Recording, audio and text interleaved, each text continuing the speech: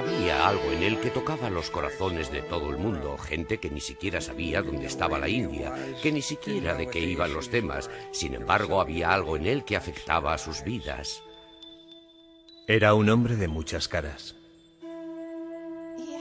Tenía un tremendo sentido del humor y a veces parecía bastante irrespetuoso e incluso también a veces malicioso. Líder de un quinto de la humanidad.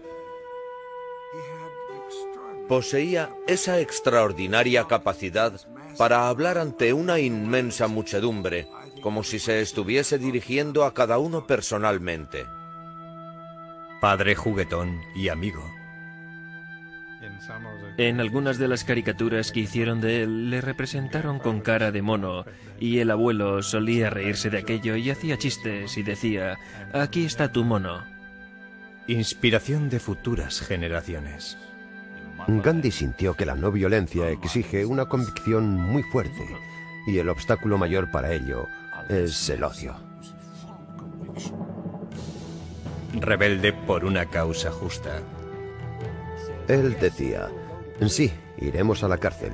Haremos votos a Dios de que iremos a la cárcel y nos quedaremos hasta que retiren esta ley. Y un mártir dispuesto a morir por su país.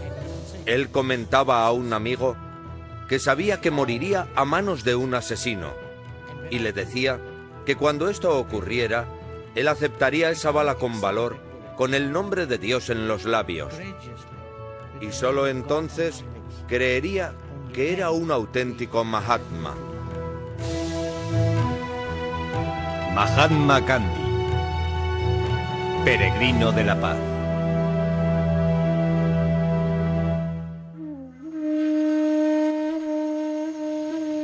There is an unalterable law governing everything and every being that exists or lives.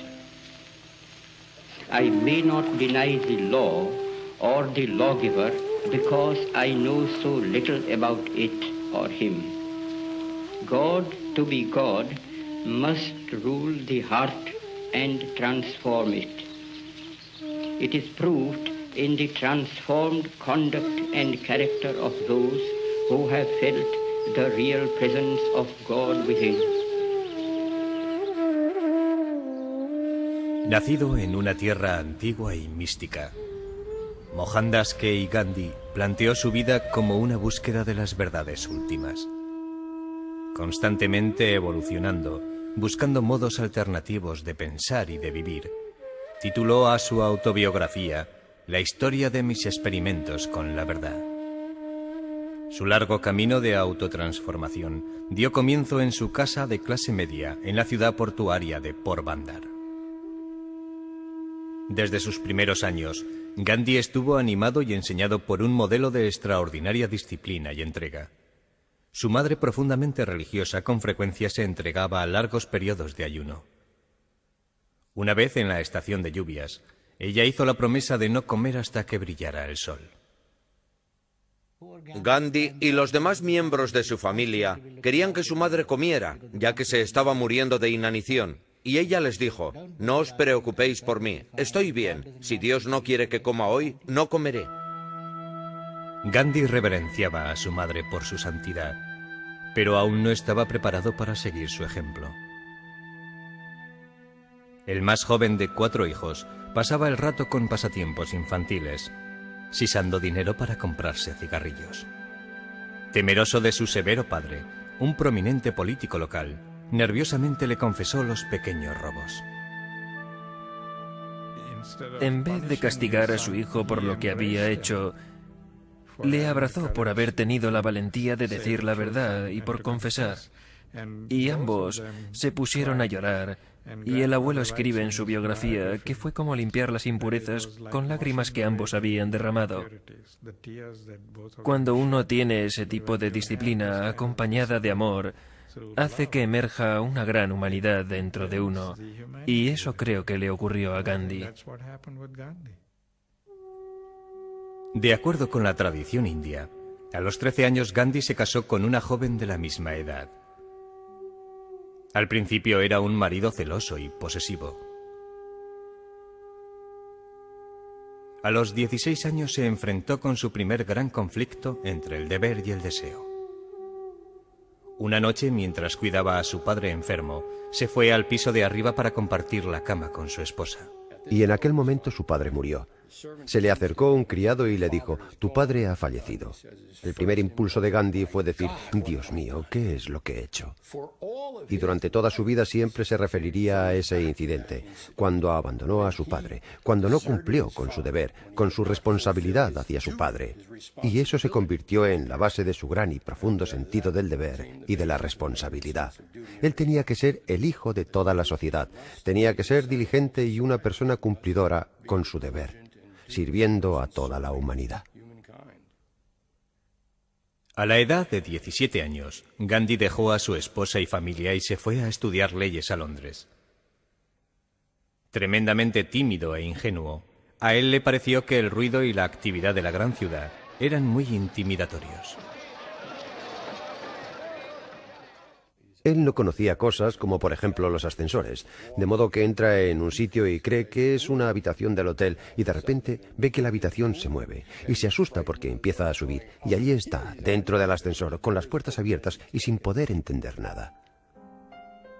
Durante algún tiempo, su mayor ambición fue convertirse en un caballero inglés. Llevaba un sombrero de copa y un bastón que tenía el mango de plata. Siguió clases de baile, de violín y de francés.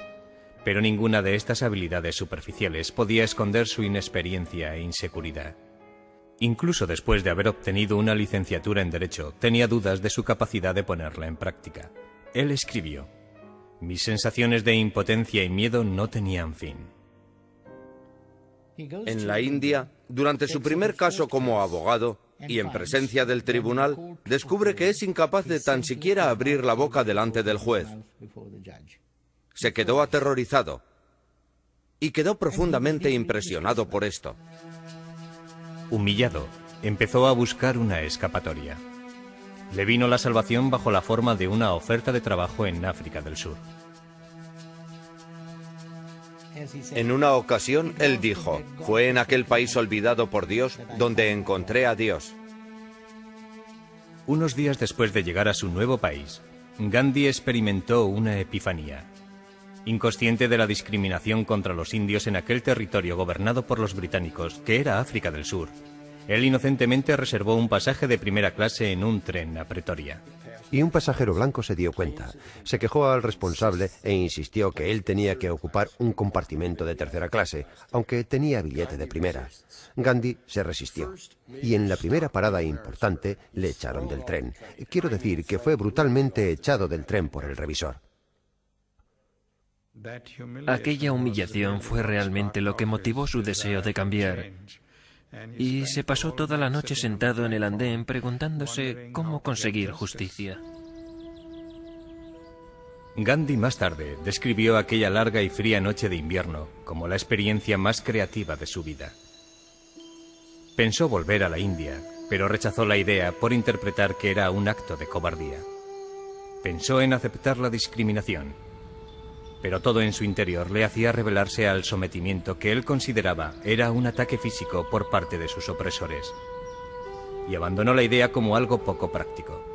Solo quedaba una elección: quedarse y resistir. Al día siguiente subió a otro tren. La semana siguiente organizó una reunión de los inmigrantes indios. Con 24 años, las preocupaciones de Gandhi habían crecido, ya fuera de sí, para abrazar una causa mucho mayor.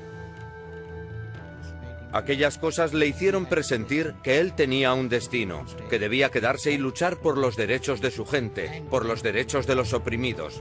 Creo que realmente ese fue el principio de Mahatma, donde Mahatma Gandhi realmente empezó a emerger como un Mahatma, un alma grande.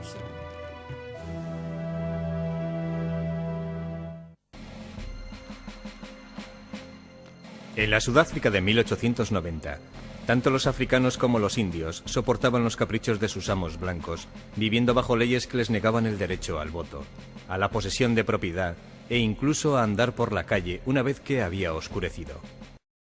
Dedicado a encauzar aquellos malos actos, Gandhi fue tremendamente ingenuo en la manera de comportarse en la política.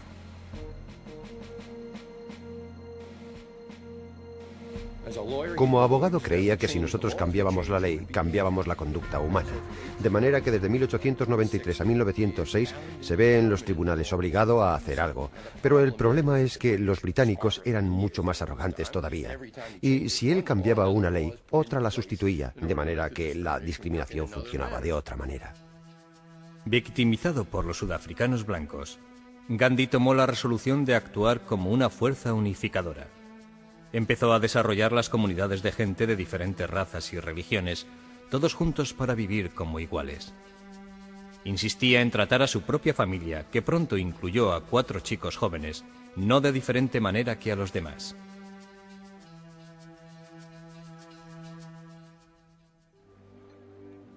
A pesar de su abjuración de la opresión británica, hasta 1906 Gandhi se consideró a sí mismo como un fiel miembro del imperio, incluso cantando Dios salve a la reina y enseñándolo a sus hijos.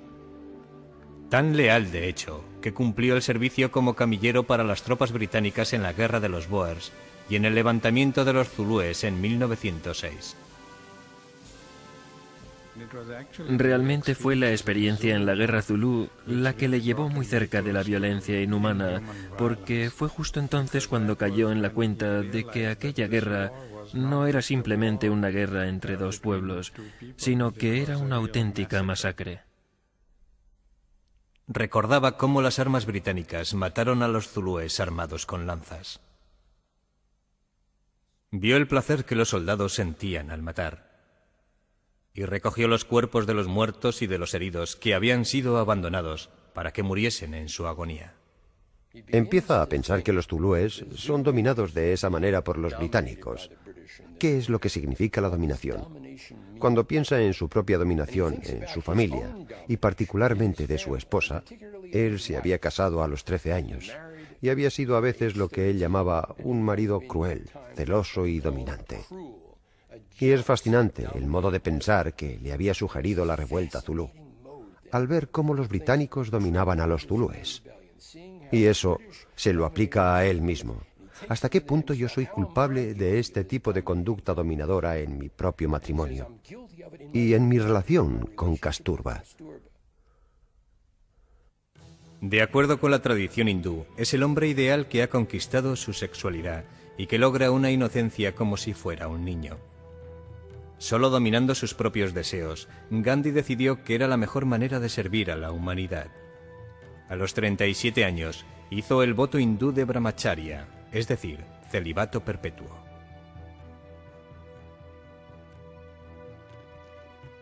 De esta manera era totalmente puro. Si no había impureza, no habría violencia ni tampoco agresividad en su entorno. En 1906, inmediatamente a continuación, sufrió su transformación personal con una asombrosa perspicacia en la política.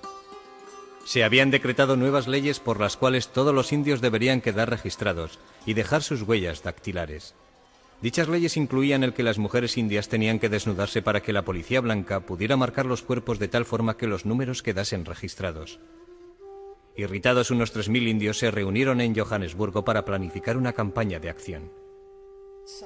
De repente, al fondo de la sala, un mercader musulmán llamado Ajib Mujib se pone de pie y agitando su puño dice: «Por Dios, iré a la cárcel antes de obedecer esta ley».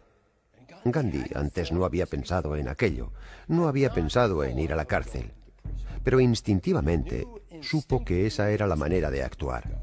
Se levanta y dice: «Haremos un voto a Dios, porque iremos a la cárcel y estaremos allí hasta que retiren esta ley». El discurso de Gandhi supuso un acto masivo de desobediencia civil, que no tenía precedentes en la historia. Siguiendo sus directrices, los que protestaban resistieron valientemente los golpes repetidos de la policía, aceptando su sufrimiento sin responder a las provocaciones.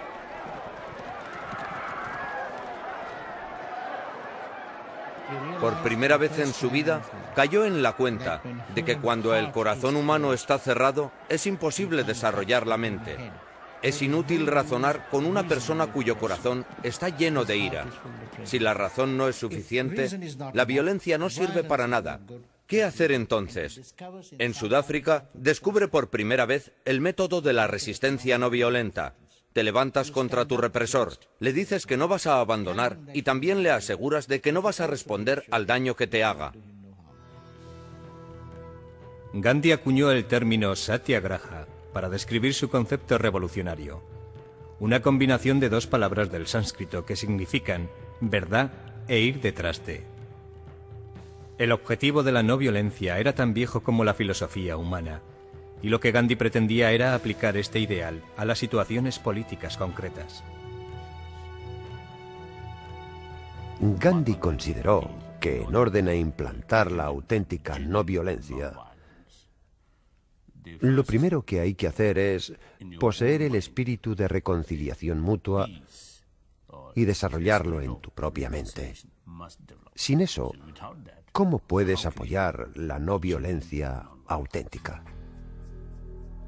En 1913, el general Jan Smuts, la marioneta inglesa en Sudáfrica, decretó unas leyes diciendo que los matrimonios hindúes y musulmanes eran inválidos. Y Gandhi aprovechó el momento para crear una revuelta mucho más grande.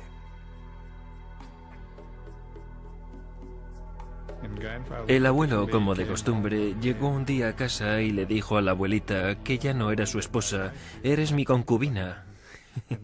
Ella se quedó alucinada y dijo, «¿De qué estás hablando?». Y él le explicó de que esto es una ley y así nuestro matrimonio no es reconocido y estamos viviendo juntos ilegalmente. Tradicionalmente, las mujeres indias estaban confinadas a vivir en la casa. Gandhi atacó tales costumbres como otra forma de opresión y llamó a las mujeres para que apoyaran y participaran en las responsabilidades públicas. En un golpe muy hábil había ayudado a emanciparse a millones y añadió una potente nueva arma en su arsenal.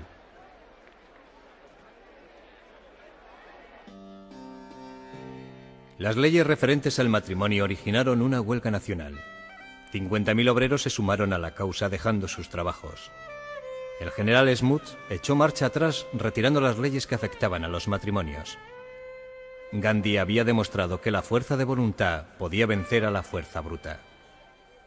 Y con ganas de retar a Inglaterra en su propio territorio, en 1915, a la edad de 45 años, volvió a una India que estaba sufriendo bajo el yugo del imperialismo. Durante 2 siglos, los británicos habían saqueado sistemáticamente los recursos naturales de la India.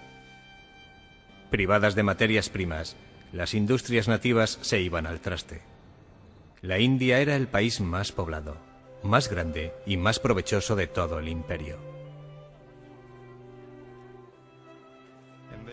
Y cuando ellos llevaron a la India a postrarse en ese estado, cuando nosotros ni siquiera podíamos fabricar un imperdible, no teníamos la capacidad de hacer ni siquiera un imperdible. Eso fue a donde nos habían llevado tras años de explotación.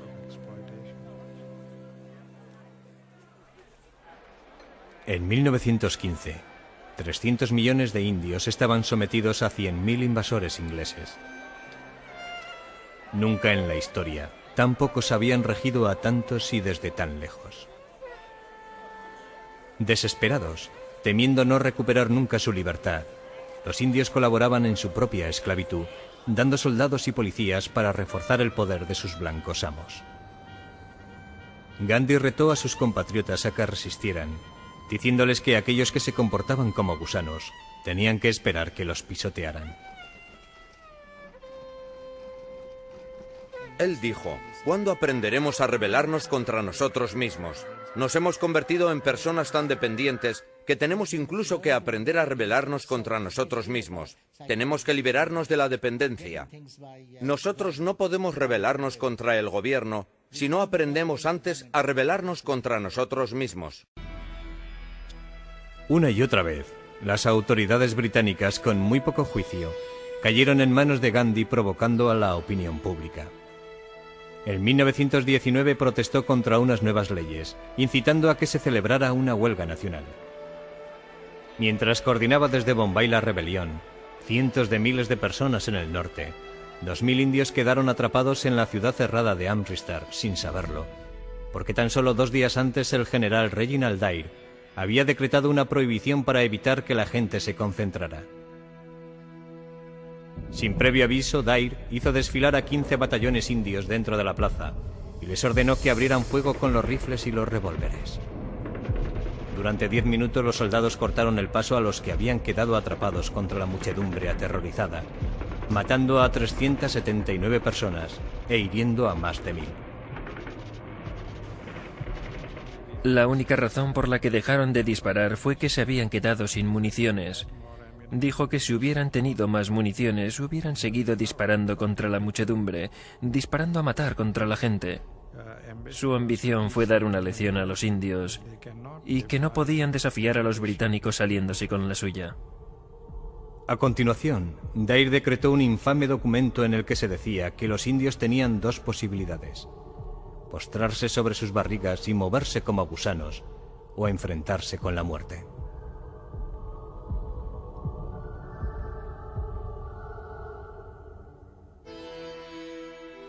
Los indios enfurecidos gritaron buscando venganza. Con una población de 4000 a 1, ellos podían haber ejecutado a los extranjeros blancos en cuestión de días.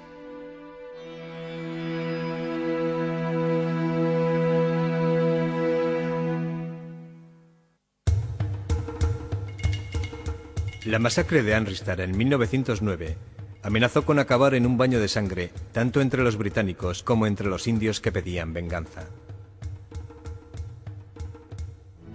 Gandhi salió a la palestra y dijo que no podemos hacer a los británicos lo que el general Dyer ha hecho con nosotros. Nosotros les tenemos que demostrar que podemos ir más allá de ese tipo de odio. Él nunca permitió a nadie que pensara que los británicos eran enemigos. Decía, no son nuestros enemigos, ellos son nuestros amigos y necesitan liberarse tanto como nosotros. Durante los 3 años siguientes, Gandhi transformó la causa nacionalista india en un movimiento de masas. Supo construir por la ira generada en Amritsar la unión entre los hindúes y los musulmanes, entre el obrero y el mercader. Y se ganó el afecto de los indios comunes, haciéndose uno de ellos, vistiendo su misma ropa sencilla, no comiendo mucho y teniendo unas comodidades muy pequeñas, como si fuera el más pobre de los pobres.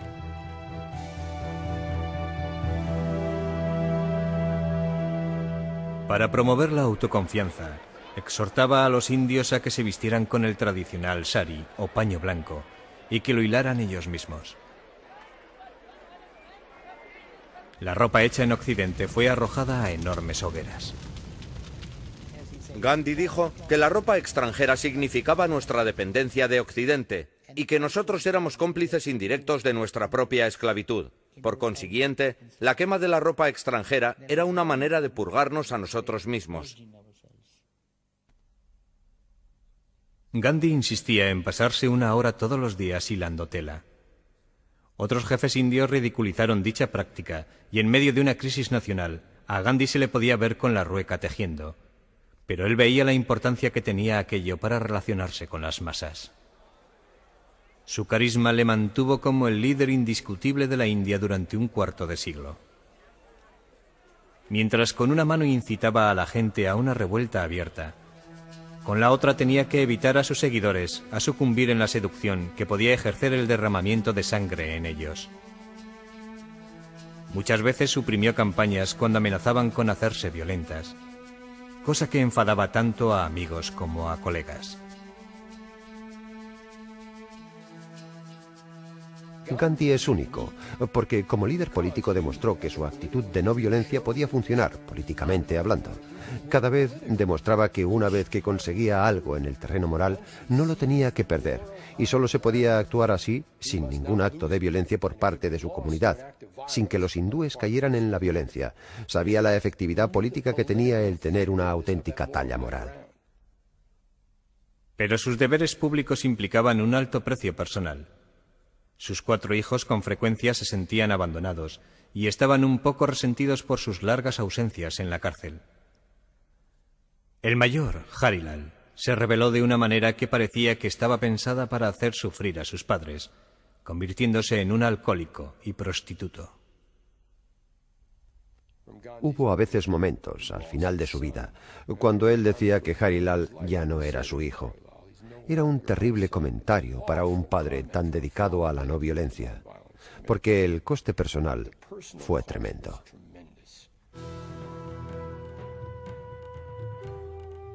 Gandhi sufrió por su hijo, pero ninguna preocupación personal le podía hacer que se olvidara de cumplir su misión de liberar a 300 millones de indios. En 1930, a la edad de 61 años, desveló un nuevo plan muy osado para atraer la atención de Gran Bretaña y para captar la conciencia del mundo. Gandhi se rebeló contra unos impuestos claramente injustos, con los que los británicos cobraban por la sal. Era ilegal que los indios elaboraran o vendieran sal, y esa franquicia muy lucrativa estaba reservada a los extranjeros. Planificó una marcha de 385 kilómetros hasta el mar de Arabia para allí elaborar sal. Sus colegas en el Congreso Nacional Indio le pidieron que lo reconsiderara, convencidos de que su esquema iba a fracasar. Los británicos que estaban gobernando en aquellos momentos también tenían confianza de que la vieja némesis iba a acabar en el ridículo. El 12 de marzo, Gandhi inició la marcha con tan solo 80 seguidores.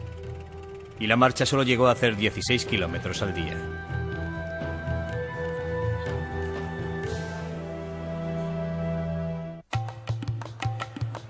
La marcha de Gandhi de 1930 por el tema de la sal despertó un gran interés en toda la población y dio tiempo a que los corresponsales de todo el mundo acudieran a la India para relatar de primera mano aquel espectáculo.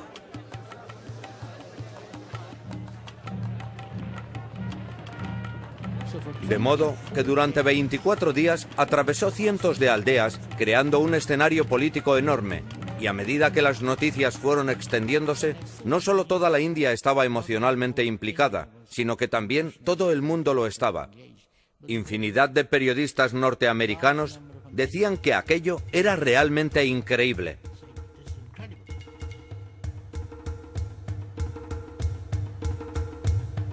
Para cuando llega a la costa, el 6 de abril, hay cientos de miles de hindúes con él.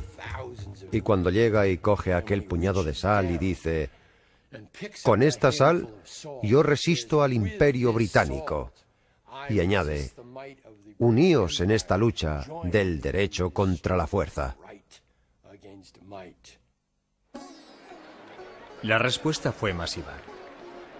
A lo largo y ancho del país, los mercaderes, los granjeros y las amas de casa abiertamente hacían y vendían sal.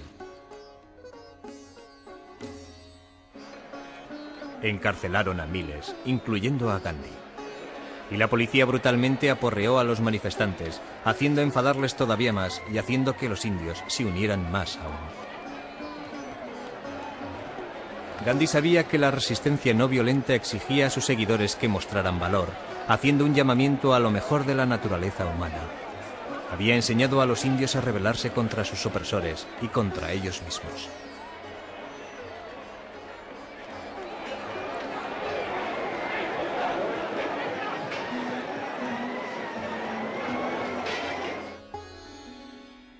Bajo una intensa presión internacional, el virrey Lord Irwin soltó a Gandhi y le invitó a negociar. Gandhi fue directamente de la cárcel al palacio del virrey y fue tratado como huésped de honor. Le ofrecieron un vaso con agua. Él lo puso sobre la mesa, sacó algo de una bolsa que llevaba atada en la cintura. Y el virrey, muy curioso, le dijo: ¿qué es?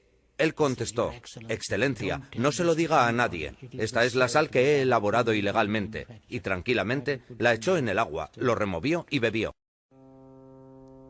Al año siguiente, Gandhi hizo un viaje a Londres a una conferencia sobre el futuro de la India. Como siempre, viajó en tercera clase y llevó a cabo sus disciplinas diarias.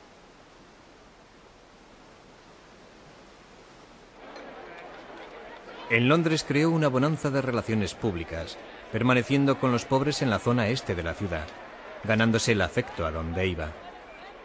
Los niños le seguían gritando: Gandhi, ¿dónde tienes los pantalones? You are going to tell the other children that I love you all as my own children. That's all I want to say. Fue invitado al Palacio de Buckingham para tomar el té con los reyes, y fue criticado por aparecer delante del rey con un trapo que cubría los riñones. Gandhi dijo: ya llevaba el rey lo suficiente para los dos. De vuelta a la India, siguió expandiendo su mensaje a través de la oración diaria y de los mítines. I am going to request the father of our nation, the apostle of love and truth and non-violence, to give us his benediction. It is complete independence that we want. Una reunión de oración podía convocar a cientos de miles de personas y tú simplemente te dedicabas a mirar con el rabillo del ojo. Nadie le miraba porque estaban todos totalmente absortos. Gandhi admitía que tenía un ego superior y a veces le parecía que la adoración que le rendían las masas le encantaba. Sin embargo, la mayor parte de las veces constantemente decía que aquello era insoportable. Recuerdo que en muchas ocasiones, cuando viajaba con él, en todas las estaciones había miles de personas en mitad de la noche gritando, ya sabes, ¡Viva Gandhi! ¡Viva Gandhi! Y ellos seguían gritando hasta que pasaba el tren. El resultado de todo aquello es que jamás podía conciliar el sueño. Iba rodeado por un cortejo leal que vivía según sus dictados. A veces exigía el celibato de sus discípulos casados, y en los últimos años de su vida se implicó en pruebas de fuerza de voluntad que chocaban a sus admiradores más grandes, como por ejemplo dormir desnudo con jóvenes chicas hindúes. La idea, según explicaba él, era retar a su disciplina y de esa manera profundizar en su compromiso.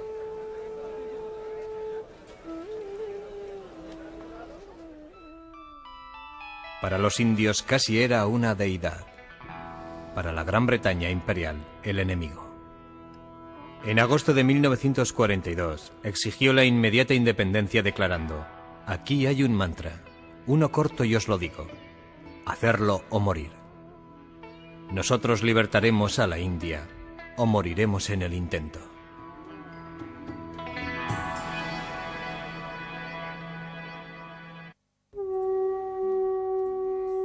La noche de Gandhi de 1942, cuando dio el discurso famoso de abandonar la India, él y todo el Congreso fueron arrestados. Con 73 años y con una salud endeble, durante los 2 años siguientes dirigió la rebelión desde la cárcel. En 1944, su esposa Kasturba, su compañera durante 62 años, murió en sus brazos. Gandhi quedó desolado.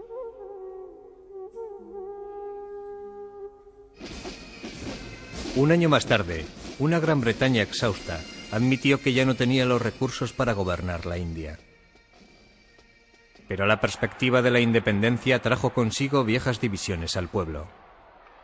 Los hindúes y musulmanes, durante mucho tiempo rivales que mutuamente desconfiaban entre sí, pasaron al odio abierto. La minoría musulmana insistía en tener un país separado que se convertiría en el Pakistán. Tras una larga vida dedicada a unir a la gente, Gandhi vio su querida patria dividida en dos. Creo que la idea de que la India fuese dividida rompió el corazón de Gandhi. A veces no veía soluciones posibles. Su corazón sabía que aquello era lo correcto, pero el mundo con frecuencia no permite que lo justo suceda. Mantuvo la fe en sus principios y pidió a los demás que hicieran lo mismo. Incluso cuando se detuvieron las negociaciones con el virrey, Lord Mountbatten, mantuvo su vieja disciplina del silencio un día a la semana. Mi padre empezó a considerarle como a un santo, pero era alguien que te podía exasperar a la hora de hacer un trato. Fue en aquel momento de crisis cuando mi padre le pidió que acudiera para comentar cosas y estaba totalmente desesperado.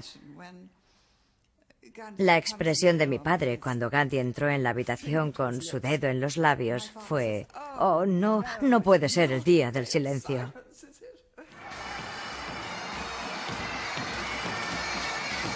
El 14 de agosto de 1947, los indios celebraron su independencia. Gandhi, viendo la creciente grieta existente entre los hindúes y los musulmanes, preguntó a un amigo: ¿por qué nos alegramos? Solo veo ríos de sangre. La partición inmediatamente provocó emigraciones en masa. Hindúes huyendo hacia la India y los musulmanes escapándose al Pakistán. Cientos de miles de refugiados deambularon desesperadamente sin comida ni agua.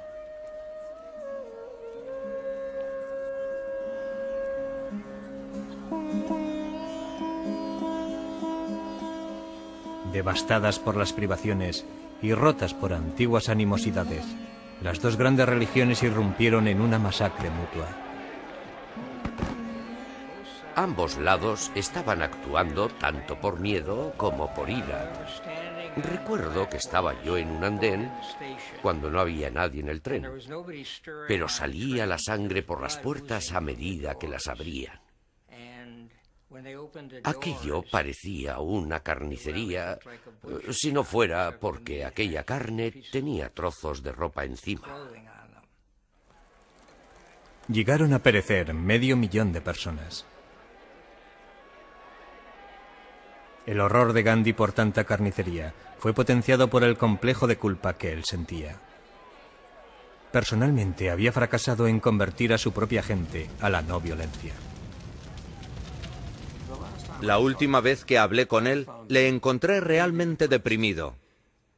Me dijo, no puedo ver nada a mi alrededor. Todo está envuelto en oscuridad. Los hombres se están comportando como bestias. Y añadió, no, peor que bestias, porque las bestias no matan a los suyos. Y dijo, voy a empezar una huelga de hambre hasta que todo esto pare, hasta que los hindúes y musulmanes vuelvan a ser hermanos otra vez. La ira era tan grande entre los refugiados que había enormes manifestaciones que pasaban por las calles diciendo, al infierno con Gandhi, que Gandhi se muera. Y al segundo día hubo una contramanifestación muy tímida, y al tercer día la contramanifestación se hizo más grande y la demostración anti-Gandhi se hizo más pequeña, hasta que finalmente las calles estaban llenas de gente gritando a favor de Gandhi, y una semana después los musulmanes podían andar por las calles de Delhi con total seguridad.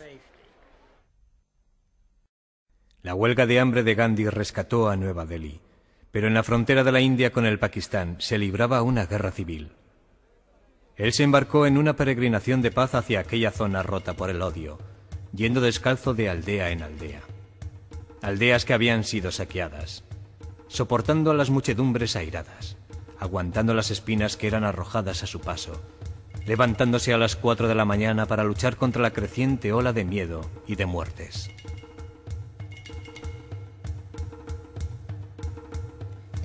Creo que no hay un solo indio que no se sintiera avergonzado y orgulloso al mismo tiempo. Avergonzado porque él había sido abandonado por tantos de ellos, y orgulloso porque en aquellos días de la brutalidad más oscura, más tremenda, emergió una figura que hizo que alguien se pudiese sentir orgulloso de ser indio, que pagaba las culpas por ello. Una especie de figura de Jesucristo.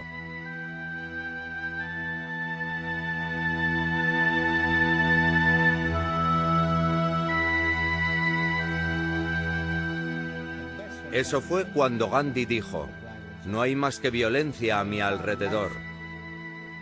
Toda mi vida ha sido un fracaso y mi muerte ha de lograr lo que mi vida no ha conseguido. Deliberadamente, iba sin protección alguna en las situaciones más comprometidas. Incluso dijo a un amigo, moriré a manos de un asesino.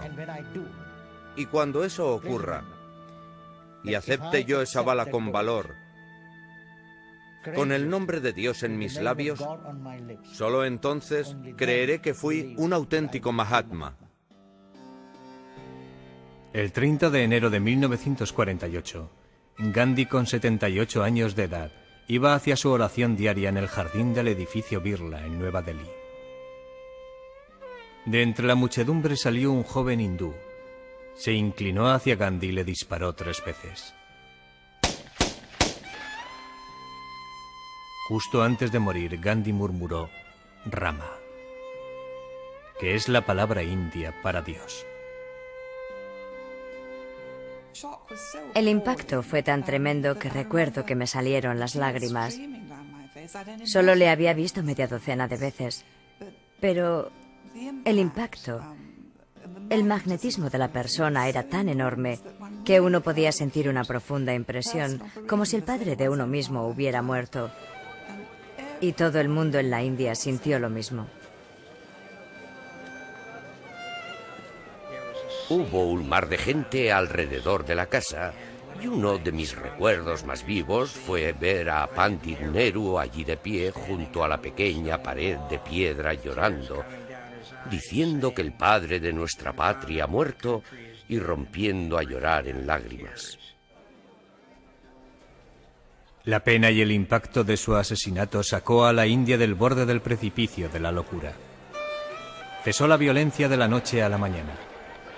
1 millón de personas fueron a Delhi para el darshan, la bendición de estar cerca de él.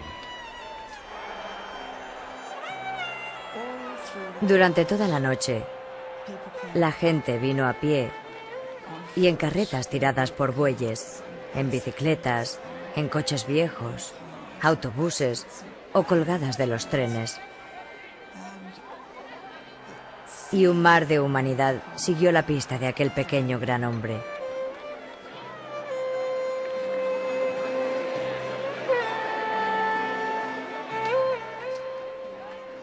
Toda aquella gran masa de gente, un mar de gente, llegó a la zona de la cremación. Y cuando se encendió la llama,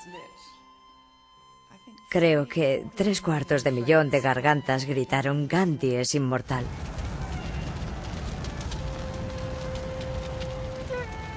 El legado de Gandhi fue la vida que llevó.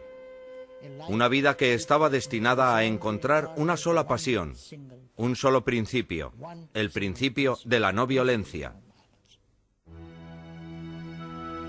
La revolución de la no violencia había liberado a la India y en los 50 años siguientes ha transformado el mundo. Como más tarde Martin Luther King llegó a afirmar: Cristo me dio el mensaje y Gandhi me proporcionó el método.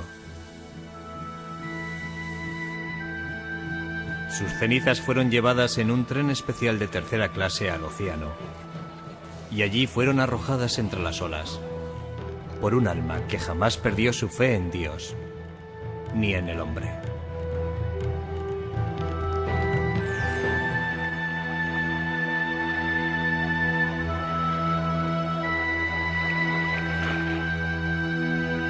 In the midst of death, life persists. In the midst of untruth, truth persists. In the midst of darkness, light persists. Hence I gather that God is life, truth, light. He is love. He is the supreme good.